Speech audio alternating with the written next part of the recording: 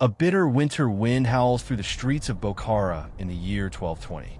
The great Silk Road city lies in smoldering ruins.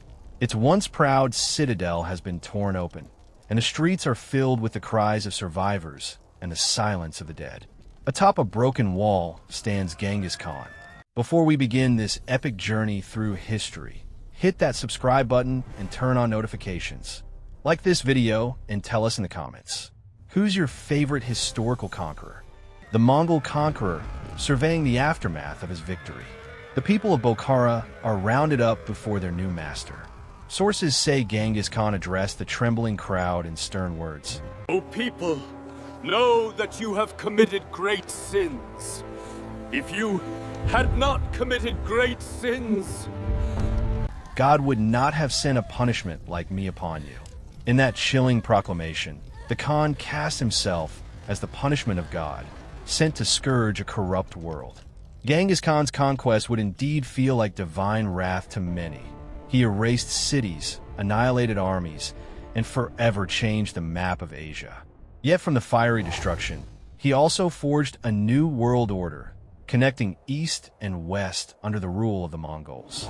The story of Genghis Khan is the story of an orphaned outcast who rose to unite the tribes of Mongolia and then unleash them in an unstoppable tide of conquest, creating the largest contiguous empire in history. To understand the making of this empire, we must return to the lonely steppes where a boy named Temüjin fought for survival. The man who would become Genghis Khan was born around 1162 AD near the banks of the Onan River in the harsh grasslands of what is now Mongolia. His given name was Temüjin. According to legend, the newborn Temüjin came into the world clutching a clot of blood in his tiny fist. An omen, the tales say, that he was destined to be a great warrior and bring much bloodshed. His early life, however, was fraught with hardship. Temüjin was the son of Yasugei, a minor chieftain of the Mongol Borjigin clan. When Temüjin was about 9 years old, his father was betrayed and poisoned by rival Tatars while returning home from arranging Temüjin's marriage. With Yasugei's death, the leadership of the clan was snatched by others.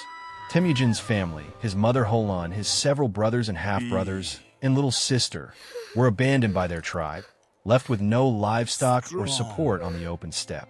For several years, the family lived in abject poverty, eating wild roots, berries, and fish instead of the normal nomadic diet of mutton and mare's milk. The children hunted small animals or scavenged while Holan, a strong-willed woman, kept them alive with her resourcefulness and resolve. These desperate years taught Temüjin resilience, self-reliance, and a harsh reality that one survives only through strength and cleverness. As if poverty were not enough, Temüjin faced danger even from within his own family. Tensions grew between him and his older half-brother Begtur, or better. Begtur, now the eldest male, tried to assert authority and even threatened to claim Temüjin's widowed mother per custom. The rivalry over scarce food and power drove Temüjin and his full brother Kasar to a grim decision. One day, they ambushed and killed Begtur. This fratricide was a grave sin. The secret history of the Mongols records Holan's fury and grief at her sons, but it eliminated a source of conflict and confirmed Temüjin as the head of the family in his teens. The incident, later half erased from official chronicles, reveals the ferocity that Temüjin could summon even at a young age, and the lengths to which he would go to ensure his destiny. Not long after, Temüjin himself was captured by former family allies turned enemies, the Temüjin tribe. They made the boy a prisoner, locking him in a wooden collar, a kang, to prevent escape. For some time, he was a slave in their camp, suffering hunger and humiliation. But Temüjin watched and waited. One night, as the Temüjin had feasted, Temüjin saw that his guard was careless. He knocked the guard out with his wooden yoke and fled into the darkness. Chased by search parties, the fugitive boy hid in a clump of reeds in a river by day. A Temüjin youth named Sorkin Shiraf found him, but instead of turning him in, this young man was moved by Temüjin's determination. Sorkin Shiraf helped remove Temüjin's heavy yoke and kept him hidden, even misleading the searchers at great personal risk. After days of concealment, Temüjin made his way back to his family. This escape, aided by a stranger's compassion, became part of his legend, a testament to Temüjin's luck and charisma. It also left him with an enduring lesson. Loyalty could sometimes be found in unexpected places, and a debt of gratitude must be repaid. Indeed, those who helped Temüjin during his youth, like Borshu, a teenager who helped him recover stolen horses and then became one of his first companions, would later rise to positions of honor in his empire.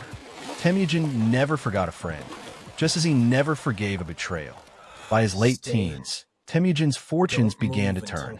He married Borte, the young woman to whom his father had betrothed him years before. Not long after the marriage, a crisis struck that would propel Temüjin onto a larger stage. A band of Merkits, a neighboring tribe, raided Temüjin's camp in revenge for an old feud. Years ago, Temüjin's father had stolen Holon, Temüjin's mother, from a Merkit man, and now the Merkits sought recompense. They abducted Borte, carrying off Temüjin's new bride. Temüjin, distraught and outraged, knew he could not rescue her alone. In this desperate moment, he turned to two figures, his friend Jamuka, who had become a powerful young Khan of his own clan, and Togrul, the Khan of the Karite and an ally of Temüjin's late father. Temüjin offered Togrul a valuable sable fur, a gift from his wedding, as a symbol of fealty and reminder of their friendship. Togrul, pleased, agreed to help. With Jamuka and Togrul each bringing their warriors, Temüjin mustered a formidable force, perhaps 20,000 strong, and marched on the Merkit. The Merkit were overwhelmed by this coalition. In the ensuing campaign, Temüjin rescued Borte successfully.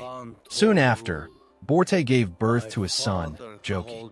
Although whispers circulated that Joki might have been conceived during her captivity, a source of doubt that would shadow Joki's life, Temüjin treated him fully as his own son. This victory over the Merkit and the recovery of Borte was a turning point. It elevated Temüjin's standing among the Mongols. He had proven his ability to gather allies and win against a common foe. After the Merkit raid, Temüjin's camp grew in size and reputation. Many clansmen who had scattered after his father's death began to return, drawn by Temüjin's strength and the protection he could now offer. For a time, Temüjin joined forces with Jamuka and Togrul, his two great allies. The three leaders, Temüjin, his Anda, bond brother, Jamuka, and his patron Togrul, whom Temüjin addressed as Khan, or even father, enjoyed a powerful alliance. Temüjin and Jamuka reaffirmed their brotherhood with solemn oaths.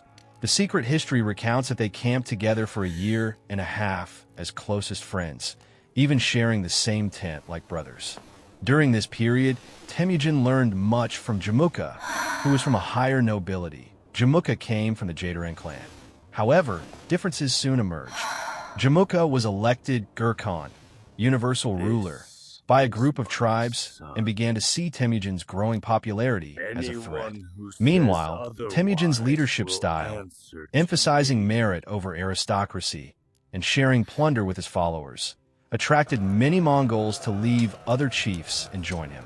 According to the chronicles, 40 of the leading warriors and their families abandoned Jamuka's camp in favor of Temüjin's, because they believed Temüjin treated his followers more fairly and that eternal heaven, Tungri, destined him for greatness. Jamuka grew jealous and angry at his friend's rising star. The friendship shattered in 1187 when Jamuka and Temüjin finally fought a pitched battle at Dalanbal's hut. Temüjin was decisively defeated in this encounter. Many of his men were killed or captured. After the loss, Temüjin and a small core of loyal followers went into exile. For perhaps the next 10 years, Temüjin lived in relative obscurity. Some historians suggest that during this time, he might have even served the Jurchen Jin dynasty, which ruled North China, as a minor commander, learning Chinese siege warfare and gaining resources. Whether or not that is true, Temüjin used this period to rebuild his strength and forge new alliances. He understood that to defeat the powerful tribal confederations like Jamuka's, he needed more than just courage. He needed the backing of key Mongol clans and a reputation for generosity and justice that would draw warriors to his side. By the mid-1190s, Temüjin began to assert himself again. He won small battles, gathered no-curse, loyal companions around him, and chipped away at Jamuka's supporters. Temüjin was ruthless when needed. At one point, he defeated the clan that had abandoned his family, the Temüjin, and reportedly had their chiefs boiled alive, a grim lesson in loyalty. He also made strategic marriages and offered himself as an ally or vassal to more powerful khans when suited him. Piece by piece, Temüjin undermined the old order of steppe aristocrats. Many common herders and minor chiefs preferred Temüjin's meritocratic leadership to the elitist ways of Jamuka and others. Temüjin promoted capable men regardless of their lineage. If a warrior proved brave or clever, Temüjin would reward him with higher command, ignoring the traditional claims of nobles. This approach won him the hearts of many ordinary Mongols. His own charisma did the rest. He was said to have a compelling presence, with sharp eyes and a forceful voice, and a talent for inspiring loyalty. Around the year 1201, Temüjin achieved a significant victory against a coalition of tribes that had elected Jamuka as their Gurkhan. He defeated them in battle, showcasing innovative tactics like flank envelopments and psychological warfare. At one battle, he ordered his men to light 5 fires, each to make his army seem 5 times larger. The defeat splintered Jamuka's coalition. One by one, the major tribes of the steppe, the Karite under Togrul, the Naiman, the Tatars, the Merkit remnants, had to contend with Temüjin's rise. Temüjin skillfully played his enemies against each other.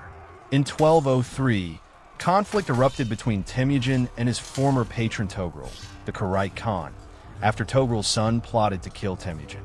Temüjin prevailed, and Togrul was killed, eliminating one of the greatest princes of Mongolia. Finally, in 1204, Temüjin faced his last great rival, the Naiman tribe allied with Jamuka. In a series of battles, Temüjin's forces crushed the Naiman. Jamuka went on the run, but was soon betrayed. In 1206, Jamuka's own men, hoping to gain Temüjin's favor, delivered Jamuka to him bound in chains. Temüjin remembered once loving Jamuka as a brother and offered to forgive him. But Jamuka, proud and unwilling to serve, requested an honorable death. Temüjin granted it. Jamuka was executed, perhaps by having his back broken, to avoid shedding royal blood. With Jamuka's death, no Mongol noble remained to challenge Temüjin. The long years of war and intrigue had culminated in Temüjin uniting the fractured Mongol tribes under his supreme leadership. In 1206, on the broad expanse of Mongolian steppe by the Onon River, a grand Kurultai tribal council was called. Mongol chieftains and warriors from every corner of the steppes gathered in a massive assembly to formalize the new order. Temüjin, at age approximately 44, was acclaimed the Great Khan of all the Mongols. It was at this moment that he assumed the title Genghis Khan, also spelled Genghis Khan. The meaning of the title is debated. It may mean universal ruler or perhaps derived from the word for iron, but its significance was clear. Genghis Khan was now the sovereign of a newly unified Mongol nation. Once in power, Genghis Khan initiated sweeping reforms to cement unity among his formerly feuding people. He abolished the traditional aristocratic privileges that had kept the tribes disunited. In their place, he implemented a system where loyalty and talent were the keys to advancement.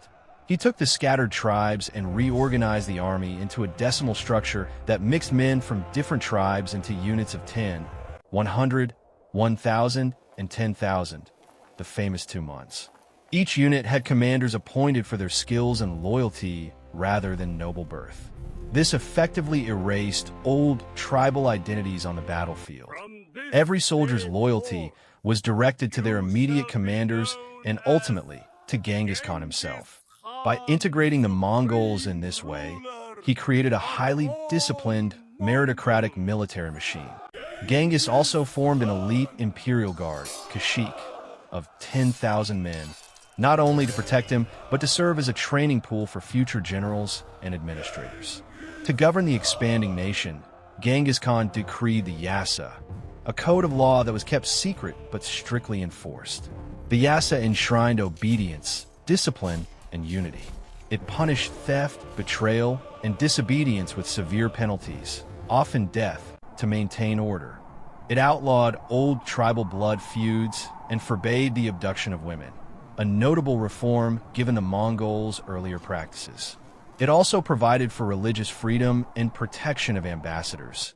Genghis knew that commerce and diplomacy would benefit from tolerance.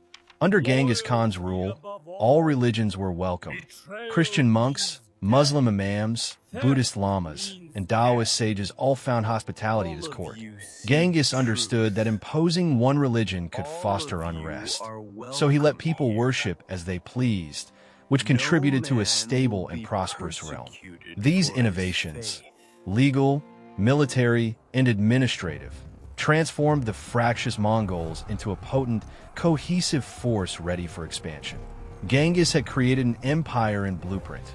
Now he would create one in reality through conquest. With his realm unified and reorganized, Genghis Khan turned his gaze beyond Mongolia. His first targets lay in the prosperous kingdoms and empires along Mongolia's borders. In 1209, he struck at the Tangut Kingdom of Western Xia in northwestern China. This campaign was a test of the Mongols' ability to project power against fortified cities. The Tanguts, startled by the sudden eruption of Mongol forces, retreated behind their strong walls. Genghis's troops lacked experience in siege warfare, but they improvised and relentlessly harassed the Tangut until the Western Xia rulers submitted, swore vassalage, and agreed to pay tribute. It was a foretaste of how nomadic cavalry could cow a settled kingdom. Genghis did not fully annex Western Xia at this time. He treated it as a subordinate ally, useful for provisions and as a buffer for future campaigns. Next, Genghis turned to a far larger prize, the Jin dynasty of northern China. The Jurchen Jin were a formidable power who ruled a populous domain with many cities, including the imperial capital at Zhongdu, Beijing. The Jin had once been overlords of the Mongols. They had demanded tribute from steppe tribes, and had also given refuge or support to some of Genghis's enemies. Now, Genghis sought both vengeance and plunder. In 1211, approximately 90,000 Mongol horsemen poured across the Gobi Desert into Jin territory. The Mongols won a series of astonishing victories against much larger Chinese armies. They mastered new tactics. For instance, they learned to encircle enemy forces on open ground and used feigned retreats to lure Jin troops out of their fortifications. Classic Mongol tricks that devastated the Jin cavalry. By 1213, the Mongols had effectively swept across the North China Plain, cutting off the Jin capital. In 1215, after a long siege, Zhongdu, Beijing, fell to Genghis Khan. The city was sacked thoroughly. Contemporary accounts describe panic and famine inside the walls and slaughter when the Mongols broke through. Enormous booty fell into Mongol hands, and Genghis ordered artisans and engineers to be spared and sent to Mongolia, knowing their skills would be useful. The conquest of the Jin would continue intermittently for years. The Jin dynasty wasn't completely extinguished until 1234 by Genghis's sons and grandsons, but by 1215 Genghis Khan controlled a huge swath of northern China. For the first time, the Mongols tasted the wealth of cities, silks, precious metals, and grain began flowing to Mongolia in massive quantities. Genghis also gained the services of Chinese siege engineers and military technology, such as catapults and gunpowder weapons, which he would deploy in later campaigns.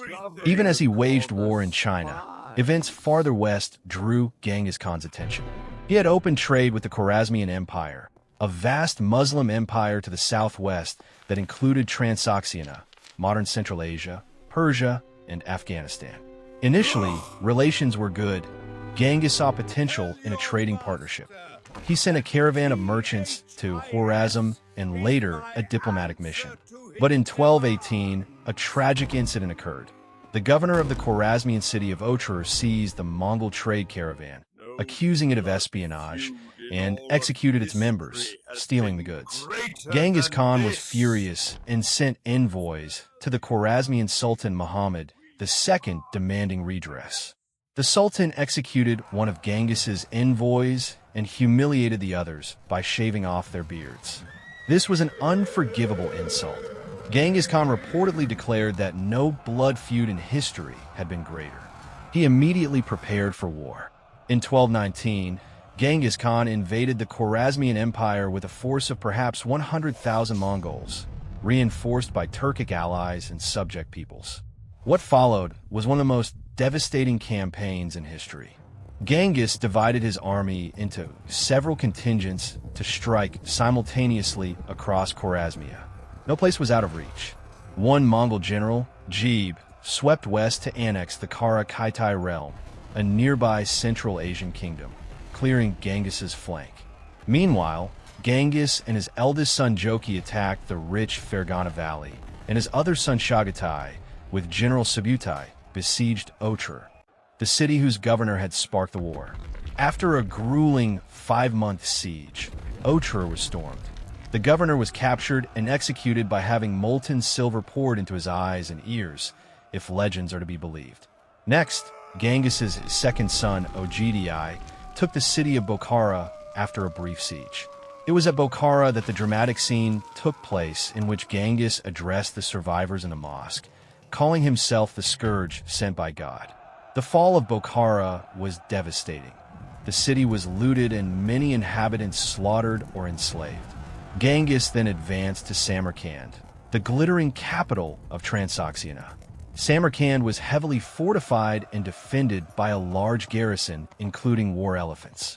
Yet after only a few days of fighting and a Mongol ruse, feigned retreat, that drew out and destroyed the city's cavalry, Samarkand surrendered. Mongol forces were brutal in their retribution despite the surrender. A horrific massacre ensued, though some artisans were spared and sent to Mongolia. The Khwarezmian Shah Muhammad II fled his capital in panic, pursued relentlessly by Subutai and Jebe. The Mongols fanned out. One column seized Persian cities like Tus and Nishapur. Another headed into Afghanistan, while Subutai and Jebe chased the Shah across Iran. By 1221, the core lands of the Khwarezmian Empire, Transoxiana and Khorasan, lay in ruins.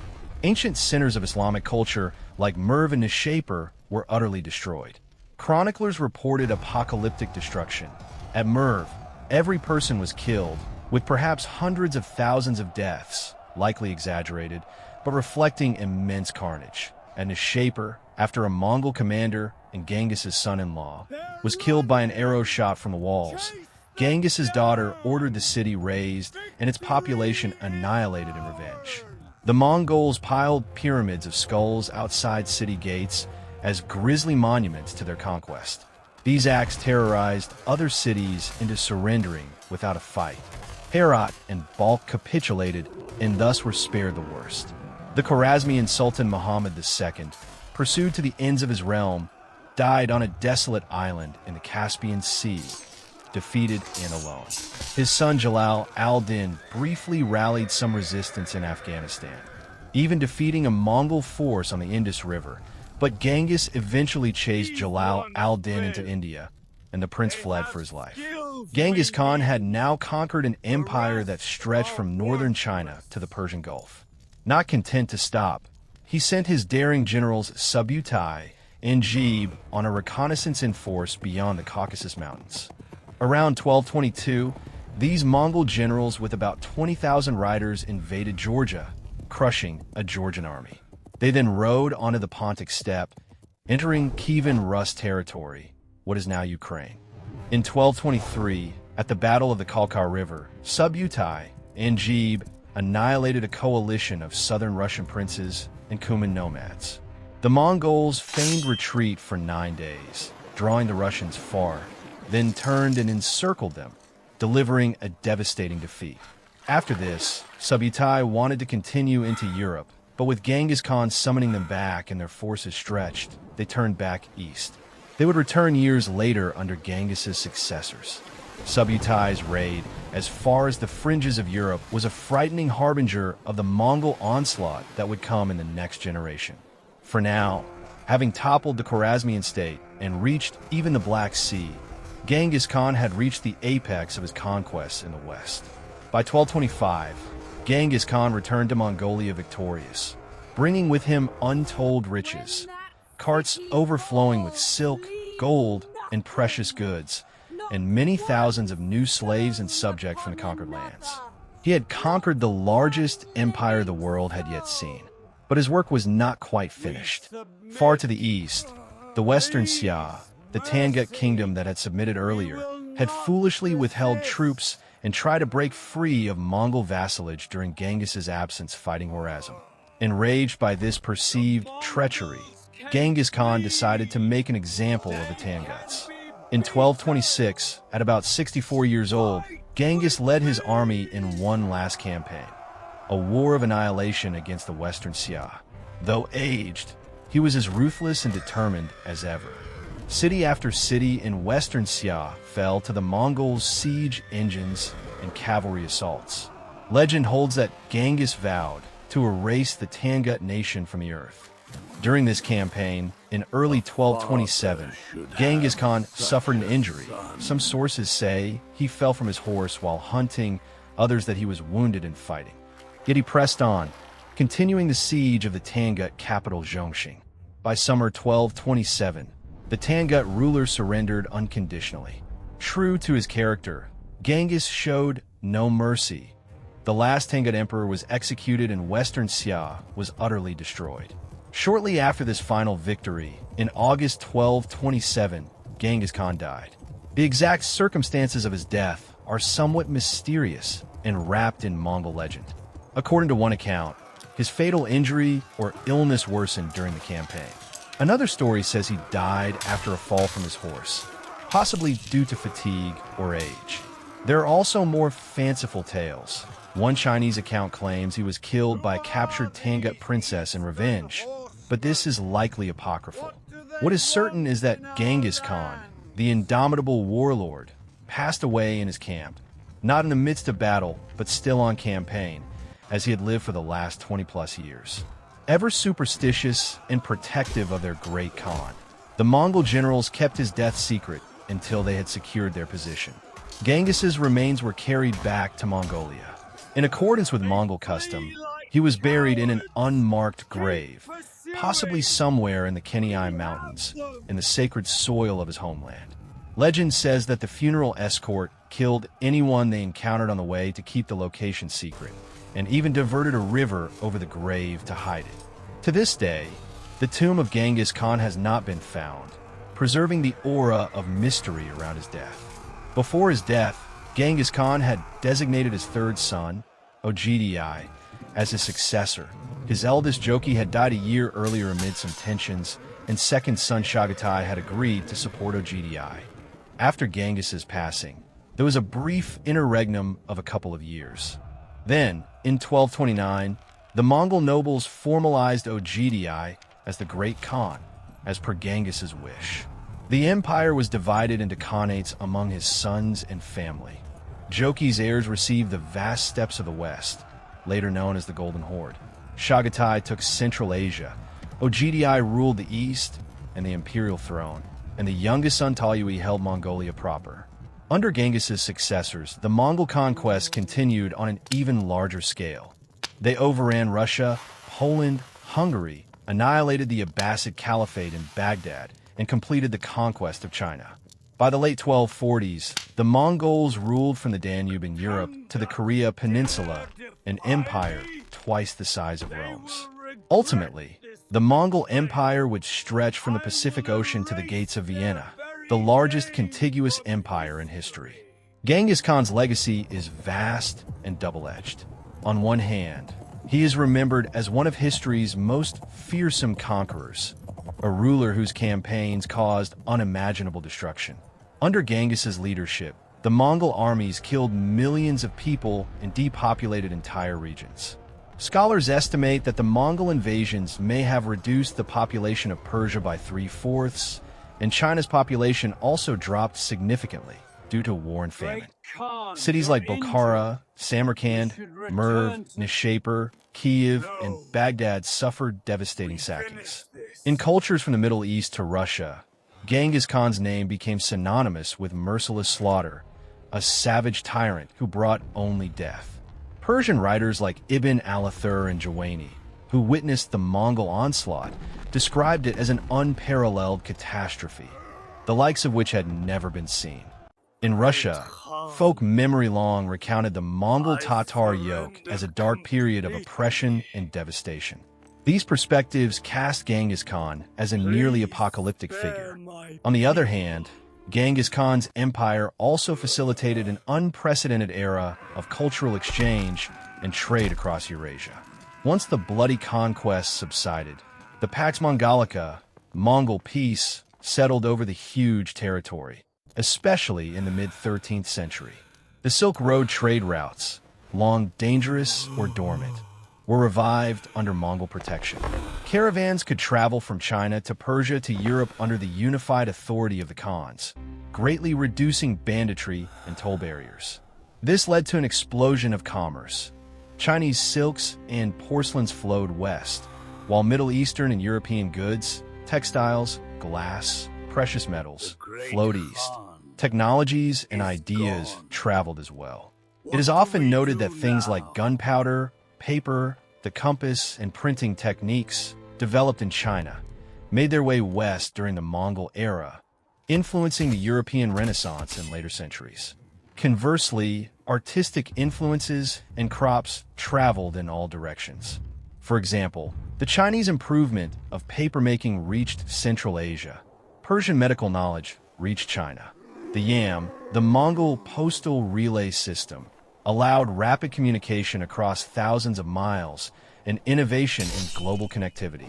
Mongol rule was also marked by remarkable religious tolerance for the time. Genghis Khan and his immediate successors did not impose their shamanistic beliefs on conquered peoples. Muslims, Christians, Buddhists, and others were allowed to practice freely. Indeed, Genghis's empire included Nestorian Christian officers, Buddhist Uyghurs, Taoist sages like Qiu Chuji whom Genghis consulted for wisdom, and Muslim administrators. Genghis even exempted religious leaders and institutions from taxation across his empire, understanding perhaps that spiritual authority could legitimize his rule. This tolerance and openness fostered a cosmopolitan culture in cities like Karakorum, the Mongol capital, where one could find mosques, churches, and temples side by side. In many ways, Genghis Khan connected the world as it had never been before. Some historians have gone as far as to call him the father of globalization for initiating the integration of Eurasia. Genghis Khan's impact on governance and society was also significant. He introduced a rigorous law code, yasa, that applied to all Mongols, promoting justice in a harsh form, and curbing the internecine feuds that had long plagued the steppe. The yasa emphasized loyalty, obedience, and unity, which helped sustain the empire after his death. He advanced the concept of meritocracy in military ranks. Many of his best generals, Subutai, for instance, were of humble birth. This focus on talent over aristocracy was revolutionary and gave the Mongol army a critical edge.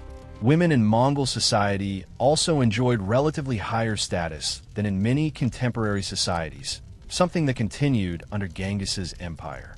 Mongol women managed affairs at home, while men were at war and could own property or divorce. After Genghis's death, several of his daughters governed conquered territories because he often appointed family members as viceroys. The Mongols even had women commanders in certain instances and royal princesses who wielded significant political power after the empire fractured. Such female empowerment in a medieval context was extraordinary. In his homeland, Genghis Khan is revered as the founding father of the Mongolian nation. Following his death, he was posthumously deified in Mongolia, worshipped as a national spirit of sorts. To this day, Mongolians refer to him as Genghis Khan with deep respect. His portrait graces Mongolia's currency and government buildings. A colossal 40-meter silver statue of Genghis on horseback stands east of Ulaanbaatar, a testament to the pride modern Mongolians take in their illustrious ancestor. They honor him for uniting the Mongols, introducing a written script for the Mongolian language, and establishing rule of law. Each year, on national holidays, Genghis's memory is invoked as a symbol of national identity and greatness.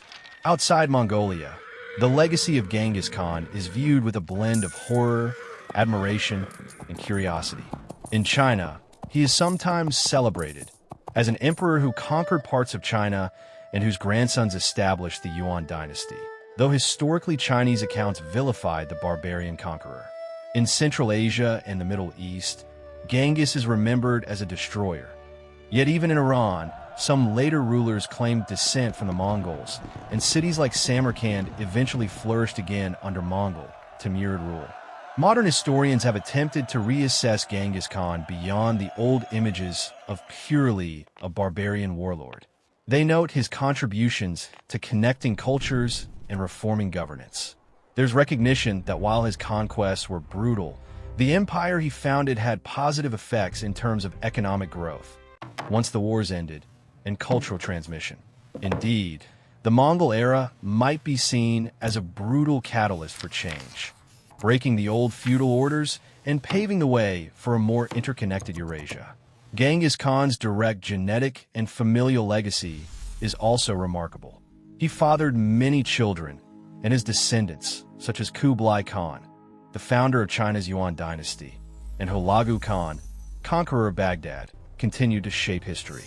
In 2003, a famous genetic study suggested that a substantial portion of men in Asia, around 1 in 200, roughly 16 million men, carry a Y chromosome lineage that may trace back to Genghis Khan or his close male relatives, a statistical footprint of the Khan's prolific dynasty.